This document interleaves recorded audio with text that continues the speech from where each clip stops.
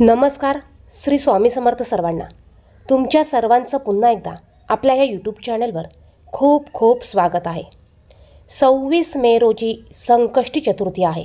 या दिवशी रविवार आहे आणि वैशाख महिन्यातील ही संकष्टी चतुर्थी आहे. वैशाख महिन्यात येणाऱ्या ह्या संकष्टी चतुर्थीला एकदंत संकष्टी चतुर्थी असे म्हणतात.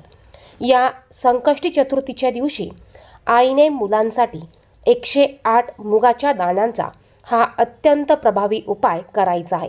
मुलांच्या उज्ज्वल भविष्यासाठी, मुलांच्या अडचणी दूर होण्यासाठी, मुलांच्या इच्छापूर्तीसाठी आईने 108 मुगाच्या दाण्यांचा हा प्रभावी उपाय संकष्टी चतुर्थीला करायचा आहे. एकदंत संकष्टी चतुर्थीचे व्रत हे मुलांच्या उज्ज्वल भविष्यासाठी केले जाते. प्रत्येक महिन्यात संकष्टी चतुर्थी येत असते. संकष्टी चतुर्थी ही गणपती बाप्पांना समर्पित आहे आणि गणपती बाप्पा हे बुद्धीचे, विद्येचे, त्याचप्रमाणे विघ्नहर्ता आहेत आणि म्हणूनच आपल्याला आपल्या मुलांच्या उज्ज्वल भविष्यासाठी, मुलांच्या अडचणी दूर होण्यासाठी, मुलांना येणाऱ्या अडचणी लांब जाण्यासाठी किंवा मुलांच्या कामात येणारे अडथळे दूर करण्यासाठी हा उपाय आपल्याला करायचा आहे. हा उपाय तुम्ही दिवसभरात केव्हाही करू शकतात. उपाय काय करायचा, कसा करायचा याविषयीची संपूर्ण माहिती आपण या व्हिडिओमध्ये बघणार आहोत. तुम्हाला जर का व्हिडिओ बघायला आवडत असेल तर व्हिडिओला लाईक करा. कमेंट बॉक्समध्ये श्री गणेशाय नमः, श्री स्वामी समर्थ नक्की लिहा. आणि जर का तुम्ही माझ्या चॅनलवर नवीनच असाल तर असेच माहितीचे व्हिडिओ बघण्यासाठी चॅनलला सबस्क्राईब करा.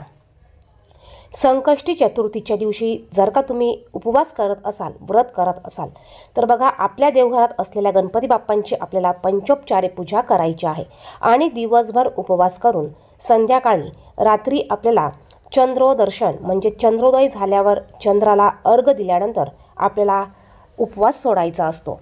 तुम्ही उपवास करत असाल किंवा नसाल, आपल्याला संकष्टी चतुर्थीच्या दिवशी आपल्या देवघरात असलेल्या गणपती बाप्पांची पंचोपचारे पूजा करायची आहे. मग तुम्ही गणपती बाप्पांना पाण्याने, पंचामृताने अभिषेक घालू शकतात, अथर्व शीर्षाचं पठण करू शकतात. गणपती बाप्पांना हळदी, कुंकू, अक्षदा, फुलं अर्पण करा, दुर्वा अर्पण करा, लाल जास्वंदाचं फुल अर्पण करा, गूळ खोबऱ्याचा नैवेद्य दाखवा किंवा मोदकाचा नैवेद्य दाखवा आणि यानंतर तुम्हाला हा उपाय करायचा आहे. उपाय करण्यापूर्वी तुम्हाला देवघरासमोर बसायचं आहे. देवघरात तुम्हाला दिवा प्रज्वलित करून घ्यायचा आहे, धूप दीप तुम्हाला लावून घ्यायचा आहे आणि आपल्या स्वतःच्या कपाळाला आपल्याला हळदी कुंकू लावायचं आहे. त्यानंतर उपायाला सुरुवात करायची आहे. हा उपाय करण्यासाठी आपल्याला 108 मुगाचे दाणे घ्यायचे आहे. हिरवा मूग, जे हिरवे मूग असतात ते अखंड दाणे आपल्याला 108 घ्यायचे आहे. हे दाणे घेताना आपल्याला ते व्यवस्थित नीट बघून घ्यायचे आहे, म्हणजे किडलेले आपल्याला अजिबात घ्यायचे नाही. कोणताही उपाय किंवा सेवा करताना आपण ज्या वस्तू वापरणार आहोत या वस्तू आपल्याला चांगल्या क्वालिटीच्या म्हणजे चांगल्या दर्जाच्याच वापरायच्या आहे. बघा, तुम्ही उपाय करता, सेवा करतात, परंतु वस्तू जर का व्यवस्थित वापरत नसतील, हलक्या वापरत असतील, खराब झालेल्या वापरत असतील तर आपल्याला ह्या उपायांचं रिझल्ट अजिबात मिळत नाही. आणि संकष्टी चतुर्थीला आपण हा उपाय करत असल्यामुळे आपल्याला ह्या वस्तू आपल्याला व्यवस्थित बघून घ्यायच्या आहेत. त्यानंतर तुम्हाला जर का एका मुलासाठी हा उपाय करायचा असेल तर तुम्हाला 108 मुगाचे दाणे घ्यायचे आहेत आणि एक तुम्हाला हिरवा कपडा घ्यायचा आहे. तुम्हाला जर का 2 मुलांसाठी उपाय करायचा असेल तर तुम्हाला 2 हिरवे कपड्यांचे तुकडे घ्यायचे आहेत आणि तुम्हाला 2 ठिकाणी 108 असे मुगाचे दाणे तुम्हाला घ्यायचे आहे. मग 3 मुलं असतील तर 3 ठिकाणी तुम्ही ह्या वस्तू घ्यायच्या आहेत आणि यानंतर तुम्हाला देवघरासमोर बसायचं आहे. गणपती बाप्पांसमोर तुम्हाला हा हिरवा कपडा ठेवायचा आहे आणि हिरवे मुगाचे दाणे तुम्हाला एका वाटीमध्ये घ्यायचे आहेत. त्यानंतर गणपती बाप्पांना, आपल्या देवघरात असलेल्या देवांना आपल्याला नमस्कार करायचा आहे आणि यानंतर आपल्याला हे हिरवे मुगाचे दाणे, बघा यातील एक हिरवा मुगाचा दाणा घ्यायचा आहे आणि आपल्याला ओम गण गणपते नमः असं म्हणून हा हिरवा मुगाचा दाणा त्या हिरव्या कपड्यामध्ये ठेवायचा आहे. दुसरा हिरवा मूग घ्यायचा, ओम गण गणपते नमः म्हणायचं आणि दुसरा हा दाणा आपल्याला त्या कपड्यामध्ये ठेवायचा आहे. असं आपल्याला 108 वेळा हिरवे मूग घेऊन 108 वेळा ओम गण गणपते नमः असं म्हणून हे दाणे आपल्याला त्या हिरव्या कपड्यामध्ये ठेवायचे आहे.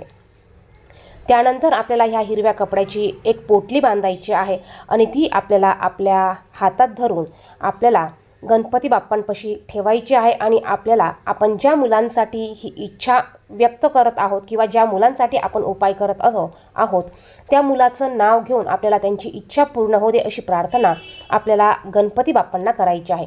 त्या मुलाचं किंवा मुलीचं नाव घेऊन आपल्याला त्यांची इच्छा असेल ती इच्छा, अडचण असेल ती अडचण किंवा आणखीन काही समस्या असतील तर ती समस्या दूर होण्याची प्रार्थना आपल्याला करायची आहे।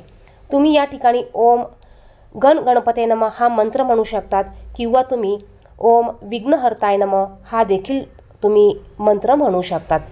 तुमचे जर का 2 मुलं असतील तर ज्या पद्धतीने तुम्ही एका मुलासाठी उपाय केला आहे त्याचप्रमाणे तुम्हाला दुसऱ्या मुलासाठी देखील हा उपाय करायचा आहे आणि दुसऱ्या मुलाचं नाव घेऊन तुम्हाला ती इच्छा गणपती बाप्पांना सांगायची आहे। बघा, अशा पद्धतीने तुम्हाला हा उपाय करायचा आहे।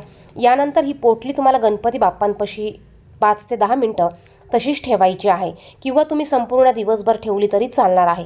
त्यानंतर आपल्याला संध्याकाळी झोपताना ही पोटली उचलून घ्यायची आहे आणि तुमच्या मुलाच्या उशाखाली ही पोटली तुम्हाला ठेवायची आहे। बघा, तुम्ही उशाखाली ठेवू शकतात किंवा मुलगा जर का बेडवर झोपत असेल तर तुम्ही बेडखाली ही पोटली ठेवू शकतात आणि जर का मुलगा बेडवर झोपत नसेल, खाली झोपत असेल तर तुम्ही मुलाच्या रूममध्ये एका बाजूला मुलगा जिथे झोपत असेल त्या ठिकाणी ही पोटली तुम्ही ठेवू शकतात। यानंतर दुसऱ्या दिवशी तुम्हाला ही पोटली उचलून घ्यायची आहे आणि गणपती बाप्पांच्या मंदिरात ही पोटली घेऊन जायची आहे। गणपती बाप्पांच्या मंदिरात गेल्यावर तुम्हाला ही पोटली गणपती बाप्पांच्या चरणापाशी ठेवायची आहे आणि पुन्हा तुम्हाला त्या मुलाचं नाव घेऊन ती अडचण सांगून किंवा ती इच्छा सांगून तुम्हाला गणपती बाप्पांना प्रार्थना करायची आहे। जी समस्या तुमच्या मुलांची असेल ती समस्या तुम्हाला गणपती बाप्पांना सांगायची आहे आणि ती नष्ट होते अशी प्रार्थना तुम्हाला गणपती बाप्पांना करायची आहे। यानंतर तुम्हाला घरी निघून यायचं आहे। बघा, या पद्धतीने तुम्ही हा उपाय आवर्जून करून बघा। प्रत्येक संकष्टी चतुर्थीला तुम्ही हा उपाय करू शकतात आणि बघा, यामुळे तुम्हाला 100% या उपायाने तुम्हाला रिझल्ट हे मिळणार आहे। यामुळे मुलांची अभ्यासात, शिक्षणात प्रगती होईल। नोकरीत अडचणी असतील तर नोकरीतील अडचणी दूर होतील, शिक्षणातील अडचणी दूर होत असतील, मुलं जर का ऐकत नसेल, किरकिर करत असेल, जर का मुलं अभ्यास करत नसतील, म्हणजे कुठलीही समस्या तुमची मुलांची असू द्या त्यासाठी तुम्ही हा उपाय करू शकतात। व्हिडिओमध्ये सांगितलेली माहिती आवडली तर व्हिडिओला लाईक करा, चॅनेलवर नवीन असेल तर चॅनेलला सबस्क्राईब करा। धन्यवाद। श्री स्वामी समर्थ।